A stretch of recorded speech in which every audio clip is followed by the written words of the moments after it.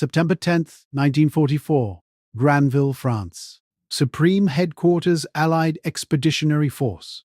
General Dwight Eisenhower sits at his desk, reviewing logistics reports. Supply tonnage charts cover every surface. The pursuit across France has been spectacular. Paris liberated, German forces retreating toward the Reich, but the supply situation is becoming critical. 400 miles separate the front lines from the Normandy beaches. Every gallon of fuel, every artillery shell, every ration has to travel that distance over roads and railways the Germans spent 4 years destroying. Commander Harry Butcher, Eisenhower's naval aide, enters the office. He's holding a decoded message form. His expression makes Eisenhower look up immediately. "Sir, Field Marshal Montgomery is requesting an immediate personal meeting." Eisenhower sets down his pencil. "When?" "Today, sir. He sent 3 messages in the last 2 hours, each one more urgent than the last." Butcher hands him the message form. Eisenhower reads it slowly. His face doesn't change, but his fingers tighten on the paper. The last one says, and I quote, "Must see you today. Issue cannot wait. Prepared to take this matter to highest political levels if necessary." Eisenhower looks up. His voice is quiet. Highest political levels. He means Churchill. He means Parliament. What happens over the next 4 days will nearly fracture the Allied coalition. It will force Eisenhower into an impossible choice between military strategy and political survival. It will bring Winston Churchill into direct conflict with his most successful general, and it will produce one of the most carefully chosen phrases in military history.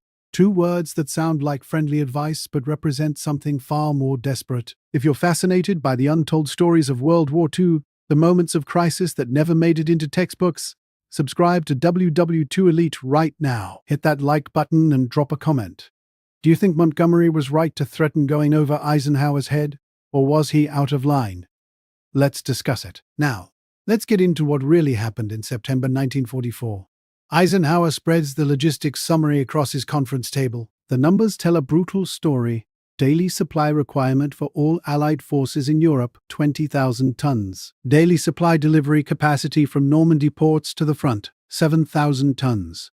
The shortage, 13,000 tons per day. Every single army is on strict rationing. His logistics chief, Lieutenant General John C.H. Lee, stands beside him.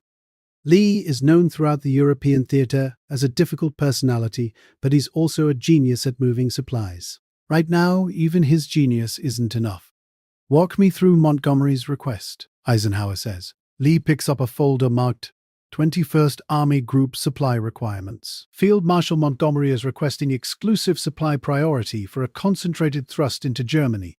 He's proposing what he calls one powerful full-blooded thrust to Berlin, single axis of advance. All available resources concentrated behind 21st Army Group. Define all available resources.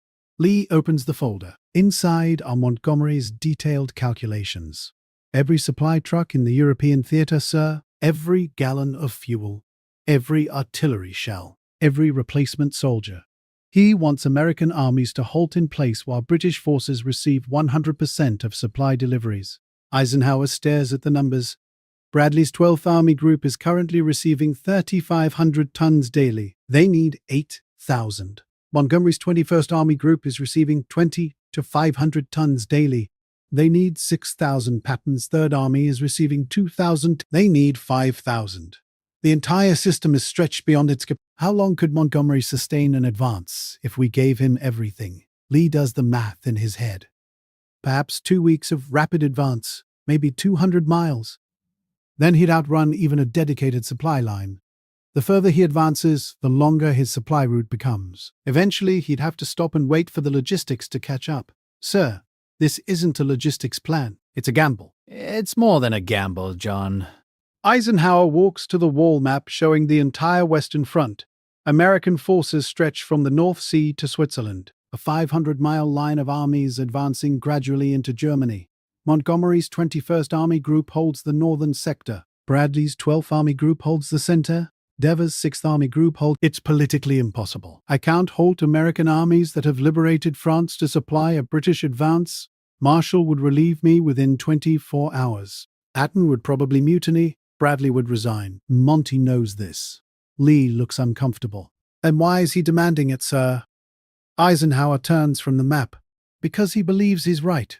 He always believes he's right. And the terrible thing is, he might actually be correct. Concentrated force has won battles since Alexander the Great. But this isn't just about strategy, John. This is about alliances, about politics, about keeping American and British forces working together when the pressures are trying to tear us apart. But Montgomery wasn't just demanding supplies. The message sitting on Eisenhower's desk contained a threat that went beyond military disagreement. Montgomery was prepared to take this matter to highest political levels. That meant bypassing Eisenhower entirely. It meant appealing directly to Winston Churchill, to the British War Cabinet, to Parliament itself. It meant turning a strategic dispute into a constitutional crisis. And that threat was about to set off a chain reaction that would reach all the way to Washington and London. At 3 o'clock that afternoon, Eisenhower's personal aircraft lands at Brussels Airfield. He's made the decision to meet Montgomery face-to-face rather than handle this over cables and phone calls. According to Eisenhower's aide, Commander Butcher, who accompanies him on the flight, Eisenhower barely speaks during the entire journey. He sits in the aircraft reading Montgomery's latest memorandum, making notes in the margins. Montgomery's headquarters occupies a requisition building in central Brussels. The field marshal is waiting when Eisenhower arrives. They shake hands with professional courtesy. Montgomery's chief of staff, Major General Francis de Bourgogne, is present. So is Butcher. The four men sit at a conference table covered with maps. Eisenhower doesn't waste time on pleasantries. Monty, I've received your supply request. You're asking for 100% of available supplies to be diverted to 21st Army Group. That means stopping every American army in place. You understand that's not... Montgomery leans forward. His voice is precise, clipped, absolutely certain. Ike, we have an opportunity to end this war by Christmas. One concentrated thrust into the Ruhr, across the Rhine, into Germany's industrial heart. But only if we commit fully. Half measures won't work. Dispersed effort achieves nothing. We need everything focused on a single axis of advance. You're not just asking for supplies, Monty. You're asking me to halt American armies that have fought from Normandy to the German border. Do you understand the political implications of that? I understand the strategic implications of not doing it. We'll all advance slowly, achieve nothing decisively, and give the Germans time to reorganize their defenses. The longer this war continues, the more men die. If we can end it by Christmas. Eisenhower's voice hardens. That's a massive assumption. What if you don't reach Berlin by Christmas? What if you reach the Ruhr and face counterattack? What if you outrun your supplies and get cut off? I would have no reserves to support you because I've halted 3 American armies to give you their supplies. Montgomery's expression doesn't change.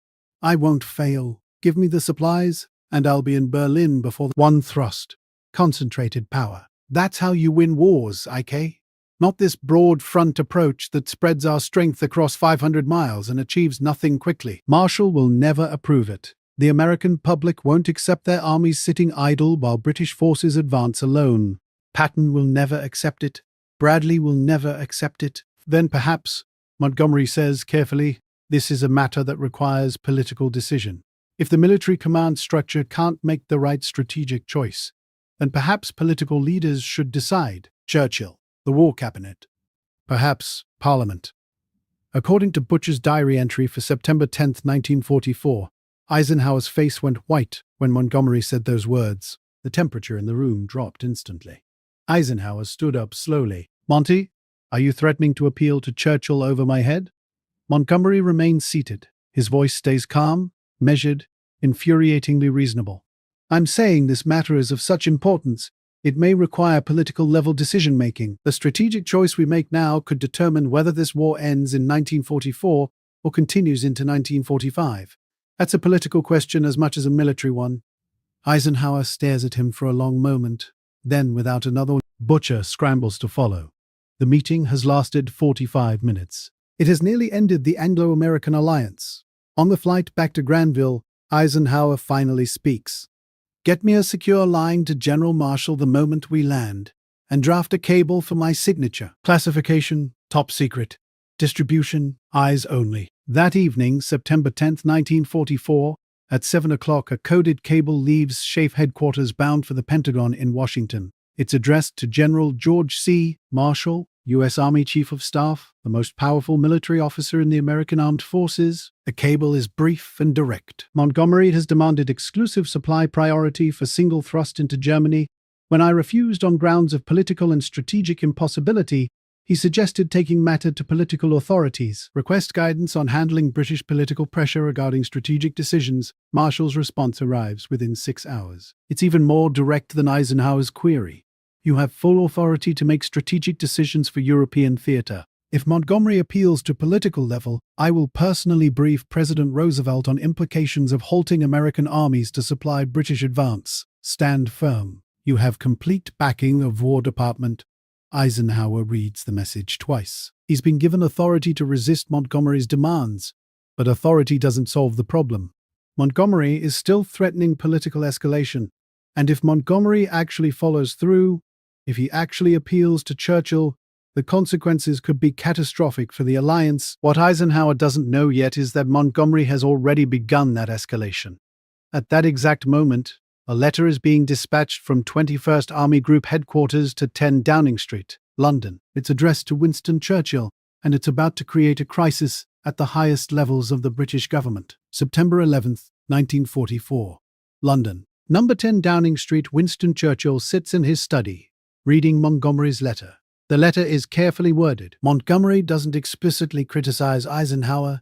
He doesn't directly challenge the command structure. But the implication is unmistakable. The American Supreme Commander is making the wrong strategic choice. Britain's most successful general is offering an alternative, and that alternative requires Churchill's intervention. Churchill sets down the letter. He picks up his phone and asks his secretary to summon Field Marshal Sir Alan Brooke, Chief of the Imperial General Staff, Britain's senior military officer. Brooke arrives within the hour. Alan, read this. Churchill hands him Montgomery's letter. Brooke reads it slowly. When he finishes, he sets it down carefully. Monty's right about the strategy, Prime Minister. Concentrated thrust has a better chance than broad front, but the politics are impossible. Explain? Brooke chooses his words carefully. If we support Montgomery, if we ask the Americans to halt their armies so our forces can advance alone, we'll win the strategic argument but lose the alliance. The Americans have 60 divisions in Europe. We have 15. They're providing the majority of supplies, the majority of air support, the majority of everything. We simply cannot dictate strategy against their will. Churchill lights a cigarette. He paces the room slowly. Montgomery believes he can end this war by Christmas. He might. He also might reach the Ruhr, outrun his supplies, face German counterattack, and suffer a catastrophic defeat with no American reserves to support him because we've demanded they halt in place. It's a brilliant gamble or a disaster waiting to happen, and we won't know which until it's too late. Churchill stops pacing. What does Eisenhower want to do? All armies advance gradually across the entire line. Slower, less spectacular, but less risky. And if I support Montgomery, if I instruct Eisenhower to give Monty his supplies, Brooke's answer is immediate. Eisenhower will cable Marshall. Marshall will brief Roosevelt. Roosevelt will tell you, diplomatically but firmly, that America is the senior partner in this alliance and strategic decisions rest with the American Supreme Commander, and you'll have to back down. But the damage will be done. Eisenhower will be humiliated. American commanders will be furious. The alliance will be fractured. At the moment, we're on the verge of victory. He stares at Montgomery's letter. Then what do I do, Alan? Ignore my own field marshal? Or, Brooke says carefully, you choose the alliance over the strategy. Meanwhile, back in France, the crisis is escalating in another direction. General Omar Bradley, commanding 12th Army Group, has learned about Montgomery's supply demands. His reaction is immediate and volcanic. According to Bradley's memoir, A Soldier's Story, he confronts Eisenhower by phone on September 12th. Ike, tell me this isn't true. Tell me you're not considering giving Monty everything while my armies sit on their hands. Eisenhower's voice is strained. Brad, I'm not considering it, but I have to deal with it. Monty's threatening to take this to Churchill. Let him, and I'll ask to be relieved the same day. I will not command American forces that sit idle while British forces get all the glory and all the supplies. My army group has advanced 400 miles in 3 months. We've liberated France, and now we're supposed to stop so Montgomery can try to be the hero who ends the war? No, absolutely not. Brad, I mean it, Ike.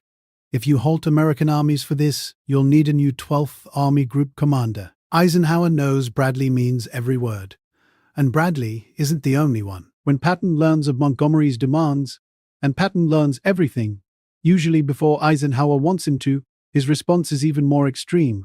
According to multiple witnesses, Patton tells his staff, "I'll resign my commission before I watch Third Army starve while that overcautious Englishman gets fat on American supplies." Eisenhower now faces a nightmare scenario. If he gives Montgomery what he wants, his American commanders will mutiny. If he refuses Montgomery, the British Field Marshal will appeal to Churchill and create a political crisis. Either way, the alliance fractures. Either way, Eisenhower loses. But what Eisenhower didn't know was that Churchill was about to make a phone call that would change everything. And it wasn't to Montgomery. September 13th, 1944. Churchill sits in his study at 10 Downing Street. He's read Montgomery's letter 3 times. He's consulted with Brooke, with Foreign Secretary Anthony Eden, with members of the War Cabinet. The consensus is clear. Supporting Montgomery means risking the alliance, but ignoring Montgomery means overruling Britain's most successful general at a critical moment of the war. Churchill makes his decision. He picks up the phone and places a call to Chef Headquarters in France. He asks to speak directly with General Eisenhower. The call is put through immediately. What Churchill and Eisenhower discussed during that 30-minute phone conversation is not recorded in any official document. No one else was on the line. No transcript was made. But both men's subsequent actions reveal what must have been said. According to Eisenhower's post-war account in Crusade in Europe, Churchill told him, "General, I understand Field Marshal Montgomery has made certain requests regarding supplies and strategy. I want you to know that while I have great respect for Montgomery's judgment, the strategic decisions are yours to make. Montgomery serves under your command. That will not change." Churchill chose the alliance over the strategy. He chose Eisenhower over Montgomery. And in doing so, he removed Montgomery's political nuclear option. If Montgomery now appealed to Parliament, he would be appealing against Churchill's explicit decision. He would be isolated, not supported. But the problem still remains. Montgomery is still demanding supplies. He's still insisting his strategy is, and Eisenhower still has to find a way to manage him without destroying the working relationship entirely. What happens over the next 24 hours will produce one of the most carefully calibrated phrases in military history. 2 words that will become Eisenhower's signature response to Montgomery's intensity. 2 words that sound gentle but mean something far more complex. September 14th, 1944. Eisenhower requests another meeting with Montgomery. This time Montgomery comes to Granville. He arrives at Chef Headquarters at 10 o'clock in the morning. Eisenhower meets him in the operations room. Maps cover every wall, showing the entire Western Front from the North Sea to Switzerland. Montgomery's 21st Army Group in the north, Bradley's 12th Army Group in the center, Devers' 6th Army Group in the south. Eisenhower speaks first. His voice is measured, careful. "Monty, I've spoken with the Prime Minister. He's made clear that strategic decisions remain with this headquarters. I appreciate your strategic vision. I respect your judgment. But I cannot halt American armies for a single British thrust. The political consequences would be catastrophic." Montgomery's jaw tightened. "Then you're making a mistake, Ike. We could end this war by Christmas. One concentrated thrust. That's all it would take. Perhaps you'd reach the Ruhr, outrun your supplies, and face counterattack with no support, because I've stripped every other army to supply yours. That's not a risk I'm willing to take with the entire Allied effort. So the broad front continues. We'll all advance slowly, give the Germans time to recover, and this war will drag on into 1945. His voice drops. "Monty, I want to be clear about something. You've suggested taking this matter to political authorities, to Churchill, to Parliament. I need to know, are you prepared to go through with that? Are you prepared to appeal over my head?" Montgomery meets his gaze. For a moment, neither man speaks. Montgomery knows Churchill has already made his choice. He knows a political appeal will fail. Worse, it will fail publicly, humiliating him in front of the entire British government and military establishment. His voice is quiet. "I serve at your command, General." "I'm glad to hear that." Eisenhower returns to the map. His finger traces the Rhine River. "Because I need you, Monty. I need 21st Army Group. And I'm going to give you a concentrated thrust exactly like you've been advocating. But to the Rhine, across Holland, seizing bridges at Eindhoven, Nijmegen and Arnhem, opening the path to the Ruhr." Montgomery's expression changes. This is what he's been demanding. A concentrated operation, priority supplies, a single powerful thrust. When? 1 week. I'll give you 3 airborne divisions. American 82nd and 100th British 1st Airborne. Ground forces from 2nd British Army. Priority supply allocation. This is your operation. Plan it. Execute it. Show me what concentrated force can achieve. Montgomery studies the map. His mind is already working through the logistics, the timing, the coordination required. But Eisenhower isn't finished. He steps closer. His voice changes. According to Commander Butcher, who was present, Eisenhower's tone became almost gentle, almost pleading. But Monty, I need you to understand something. We're allies. We're friends. And we must remain that way. The Germans would love nothing more than to see us fighting it. So please. He pauses, chooses his words carefully. Steady, Monty. Steady. Those two words. Steady, Monty. They sound like friendly advice, like an older officer calming an excitable subordinate. But in context, they mean something far more complex. They mean, stop threatening the alliance. Stop turning strategy into a personal crusade. Work within the trust the process. Stay calm. Steady, Monty became one of Eisenhower's most repeated phrases throughout the rest of the war. He used it in meetings, in phone calls, in messages. It became his signature way of managing Montgomery's intensity without directly confronting it. It acknowledged Montgomery's passion while gently restraining it. It was diplomatic genius disguised as casual conversation. But Montgomery heard something else entirely. According to his post-war memoir, The Memoirs of Field Marshal Montgomery, published in 1958, he wrote, Eisenhower repeatedly told me to be steady, as if I were a nervous horse rather than a field marshal of the British Empire. I found the phrase condescending and dismissive. But I understood what he meant. He wanted me to stop pushing, to accept his decisions without argument, to be, in his view, a team player. Montgomery never forgot those two words, and he never forgave them. Operation Market Garden, launched on September 17, 1944, exactly 1 week after Montgomery's threat to appeal to Parliament. Exactly 3 days after Eisenhower told him, steady. It was the largest airborne operation in history. 3 divisions dropped behind German lines to seize bridges across Holland, ground forces racing north to link up with them. The concentrated thrust Montgomery had demanded, the bold operation he'd promised would change everything. It failed. The bridge at Arnhem, immortalized in history as a bridge too far, could not be held. The British 1st Airborne Division was surrounded, cut off, systematically destroyed. Over 15,000 Allied soldiers were killed, wounded, or captured. The operation that was supposed to end the war by Christmas instead became one of the costliest Allied failures of 1944. The broad front strategy continued. American and British armies advanced gradually across the entire Western Front. Germany was not defeated by Christmas 1944. The war continued through the brutal winter, through the Battle of the Bulge, through the final crossing of the Rhine in March 1945. Victory didn't come until May 8, 1945, 6 months later than Montgomery's promise. But the alliance held. That's the crucial point. American and British forces fought side by side until the end. The political crisis of September 1944 never became public. Montgomery never appealed to Parliament. Churchill never had to overrule Eisenhower. The command structure remained intact, and that's what Steady Monty ultimately achieved. It kept the alliance together at its most fragile moment. It managed competing egos and national pride without fracturing the coalition. It was diplomacy at its finest. Calm, measured, carefully calibrated to acknowledge tension without escalating it. Montgomery's threat to appeal to Churchill and Parliament came closer to success than most historians realize. Churchill seriously considered supporting his strategy. Field Marshal Brooke believed the concentrated thrust had military merit, but the political reality was inescapable. America was the senior partner in the alliance. American forces outnumbered British forces 4-1.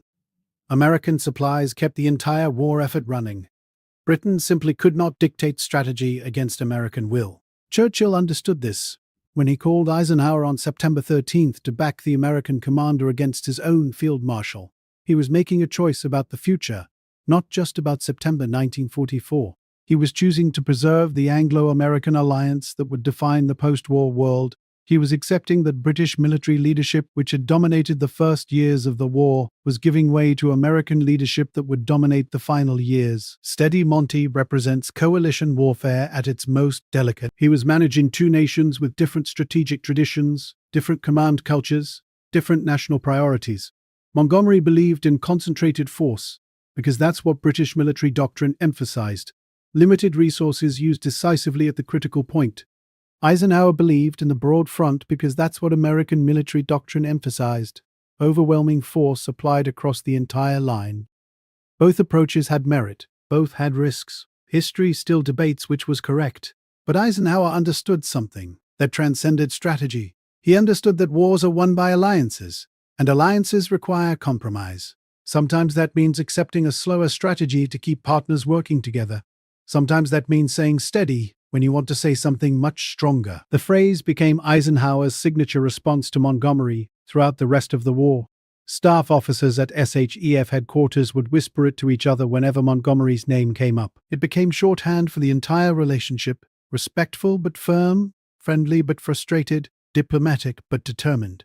Montgomery hated it. He considered it patronizing, dismissive, a way of minimizing his legitimate strategic concerns. In his memoir, he wrote extensively about his disagreements with Eisenhower, and the phrase "steady Monty" appears repeatedly, always with resentment, but it worked. Montgomery never again threatened to appeal over Eisenhower's head. He continued to argue for concentrated operations. He continued to believe his strategy was superior, but he worked within the command structure. He accepted Eisenhower's authority, and the alliance held until victory.